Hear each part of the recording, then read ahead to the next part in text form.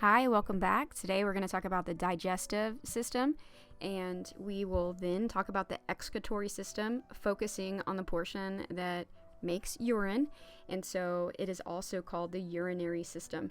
So we will start with digestive system, and you are going to watch a video that gives you an overview of the digestive system. So stay tuned. Through the digestive system. Comprised of 10 organs, covering 9 meters, and containing over 20 specialized cell types, this is one of the most diverse and complicated systems in the human body. Its parts continuously work in unison to fulfill a singular task, transforming the raw materials of your food into the nutrients and energy that keep you alive. Spanning the entire length of your torso, the digestive system has 4 main components. First, there's the gastrointestinal tract, a twisting channel that transports your food and has an internal surface area of between 30 and 40 square meters, enough to cover half a badminton court. Second, there's the pancreas, gallbladder, and liver, a trio of organs that break down food using an array of special juices. Third, the body's enzymes, hormones, nerves, and blood all work together to break down food, modulate the digestive process, and deliver its final products. Finally, there's the mesentery, a large stretch of tissue that supports and positions all your digestive organs in the abdomen, enabling them to do their job. All right, so digestion begins in your mouth, and your teeth help break down the food, and in your spit, you actually have enzymes that help break down larger sugars to smaller ones. Once your food passes through your mouth, it goes through the pharynx, and since it's food, it is going to enter into the esophagus. And the esophagus is kind of like a tunnel. It's a passageway for your mouth, and it uses muscle contractions called peristalsis, which is like the wave, to help get that food into the stomach. So the stomach is really cool. It actually has a roughness inside of it that when the muscles contract, it helps break stuff down. It also has acid, which could do a lot of harm, but inside of the stomach there is something called mucosa, and that mucosa helps in protecting the stomach. It also produces enzymes that help in digesting things like proteins, so it's super cool. And all of the muscles kind of contract really hard, and they help push it out into the small intestines, and once it's in the small intestines, that product is called chyme.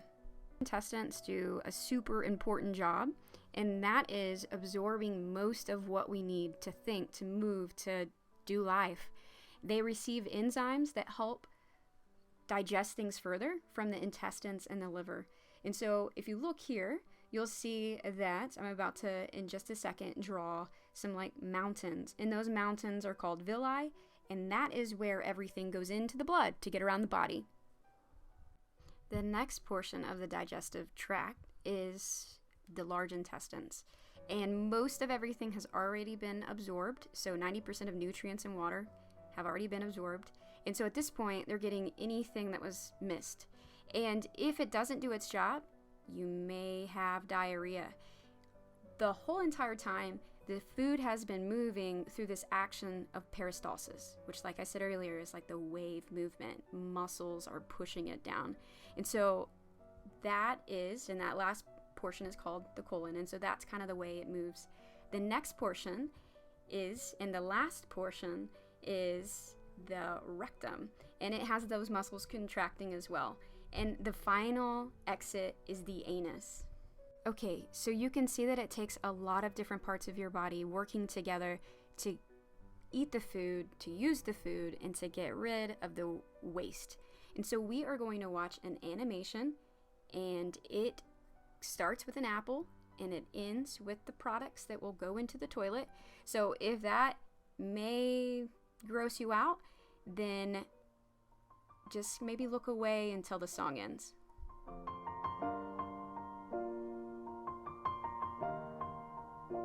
It's been a long day without you, my friend, and I'll tell you all about it when I see you again.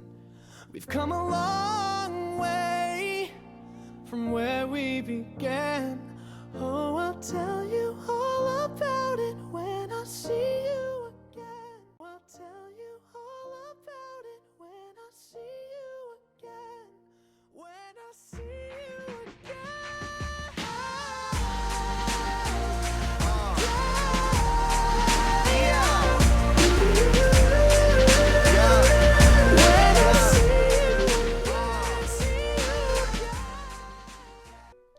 now we're going to talk about the excretory system, which is the exit of all waste products. But we're going to focus on the portion referred to as the urinary system. So some of those terms are interchangeable. So watch this video. It's going to give you a quick introduction to the parts of the urinary system.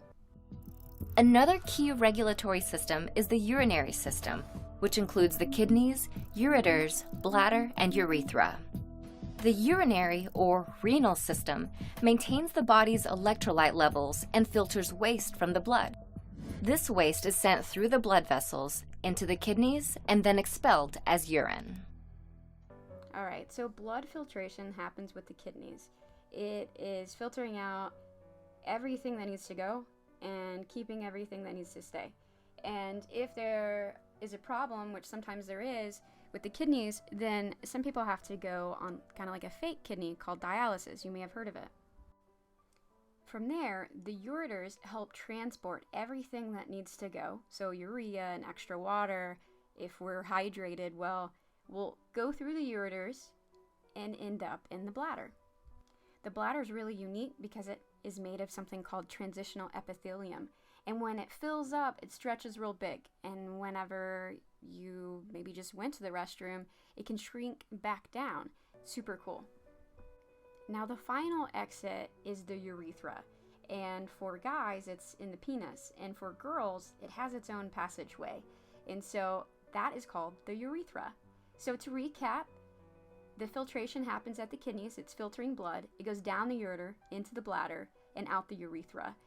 Now, if you have a urinary tract infection, that means that the bacteria has entered into the urethra. If it's a bladder infection, it's traveled even further.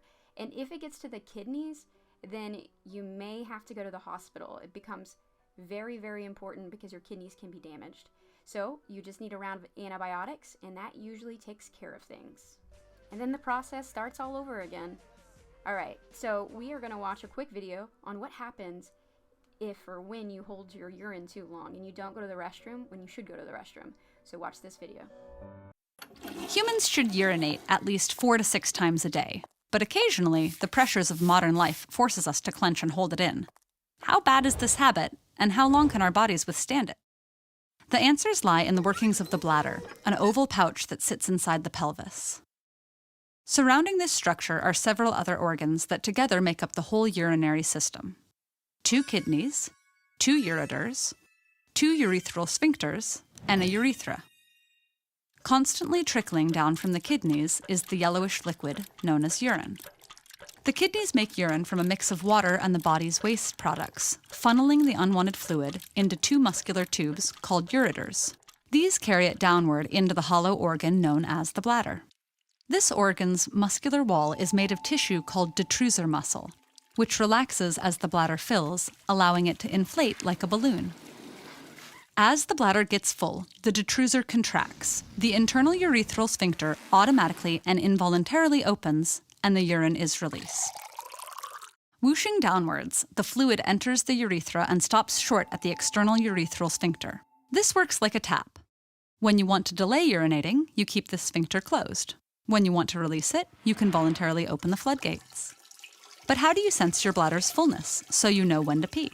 Inside the layers of detrusor muscles are millions of stretch receptors that get triggered as the bladder fills. They send signals along your nerves to the sacral region in your spinal cord.